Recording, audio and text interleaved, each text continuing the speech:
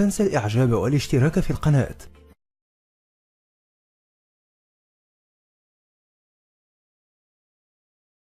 Thank you for waiting. Would you please state your name and occupation, then state your question? I'm Sakina D'Souza, and I'm a Catholic. I believe Brother Yusuf was a Catholic before.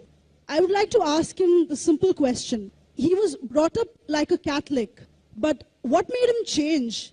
Doesn't he believe that the Messiah is true, or did he ever feel that the religion, Catholic religion, has not brought up any Messiah and the Bible is false? I would like to just know what that means, because he said he was a Catholic before and now he has become a Muslim. What made you change? What was that storyline before? Doesn't he believe that there is a Messiah, or the Messiah had come, saved us, died on the cross? Thank you very much for a good question. I hate to disappoint you, but I wasn't a Catholic. But I was with a Catholic priest the night that he accepted Islam.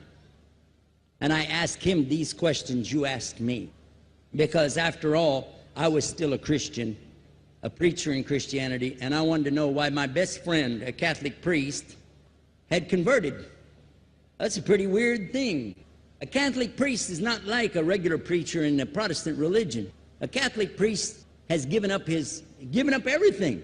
He's given up his life to be a Catholic priest. When he enters into this realm, he's basically given away everything. He can't have a wife, he can't have children, obviously no grandchildren. He has no home, he just lives in a rectory or wherever they give him a place to stay. And he's sent wherever they tell him to go, do whatever he's told to do, and that's it. And he cannot disobey the Pope, otherwise they can kick him out of the religion, and if they do, he's excommunicated and he goes to hell forever. So how would a person like this want to become one of those Muslim terrorists? That's what I wanted to know. He explained in a very few beautiful words something that I came to learn for myself. He said that he was sincerely in the Catholic religion because he believed in God, that he had studied, his degree was in theology, and a part of the teaching that they as priests have is to study Islam. Every priest is forced to study Islam. Now you may not know that, but you can ask your priest and he'll confirm it. And when you study Islam, even when Islam is taught to you by somebody who hates Islam, as long as they don't corrupt it too far, you can still see the truth in Islam. A classical example happened to me just recently when I was in Saudi Arabia. A friend of mine, very old copy of one of the first Qurans ever translated to English by George Sale. George Sale hated Islam, he hated the Muslims, but when he translated the Quran to English, he was true to the text of the words. Although maybe not getting all the meaning, he certainly was true to the text of the words. I was shocked when I read it. Have you seen it? You know what I'm talking about? Amazing. And listen to this. George Bernard Shaw, for instance, is one of many, a long list of people who read this and realized the truth of Islam. When people see the truth of Islam, it can change them if they want to be guided. If they want the truth, it can change them. You might think, I'm a Catholic, I'll never be anything but a Catholic. But I'm going to ask you a question, and I want you to be honest. This is not for you to, start a debate, but just be honest. Was Jesus a Catholic?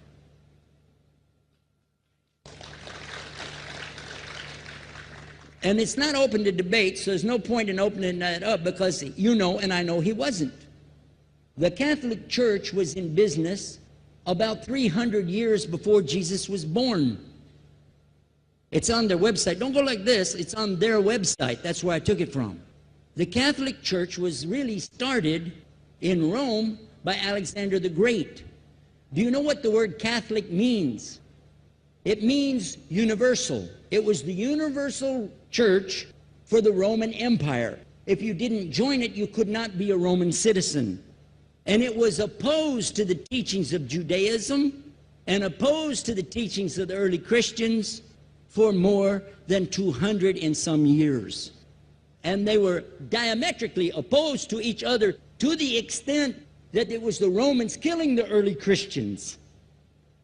Now, if you understand that and you go to their website and read, they didn't even take over Christianity until the year 325 AD.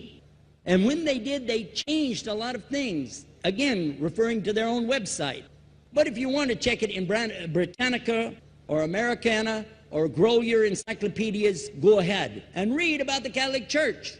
When, in August of 325 AD, at the Nicaea Council, they took over, first thing they said was, let's change the date of the birth of Jesus to be the same date as that of Mithras, which was the god, one of the gods worshipped there, and also the sun god's birthday was the same day, December the 25th, believing it to be the shortest day of the year.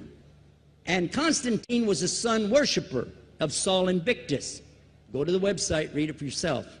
There are a lot of points, but not the least of which, even today, if you go in any Catholic church, and I have, you'll see so many portraits and statues and idols and images throughout the whole place that for the one who's never experienced that, for a Muslim who knows about these images, he'll be like, whoa, a'udhu billah. Whoa, what's this? The first time I walked in a Catholic church, I was about 10 years old. I was shocked.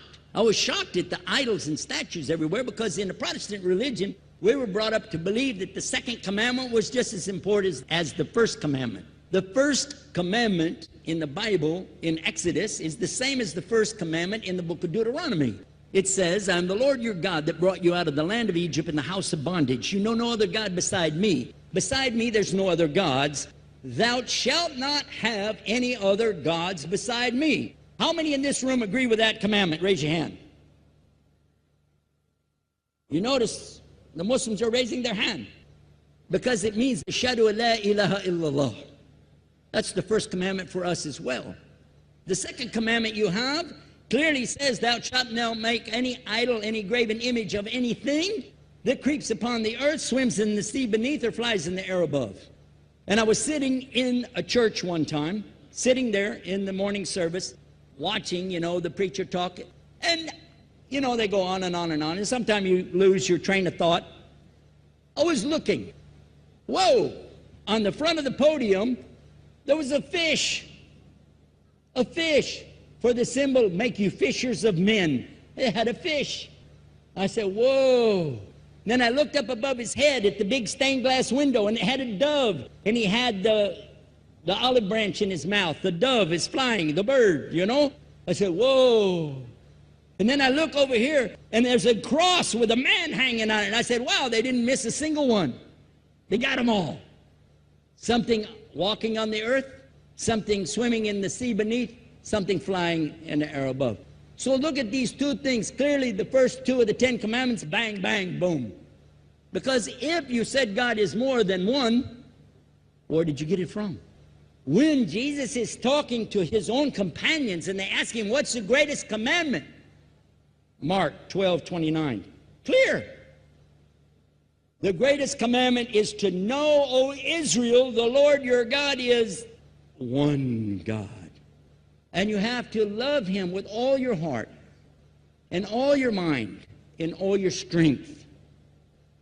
And this is no different from what Prophet Muhammad ﷺ was saying, the same thing to his people. Same thing I mentioned in the lecture. This is certainly for us the same. So what you see is Muslims practicing the commandments, and you see people claiming the commandments but practicing something else.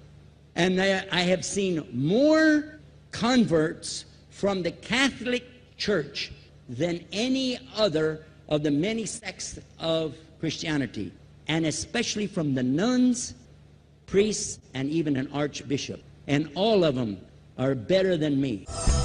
Those guys and women that I see do this, they still sacrifice their whole life to get the true message of Islam, not only to you, but to Muslims as well, because we all need to know about it. But thanks for a great question.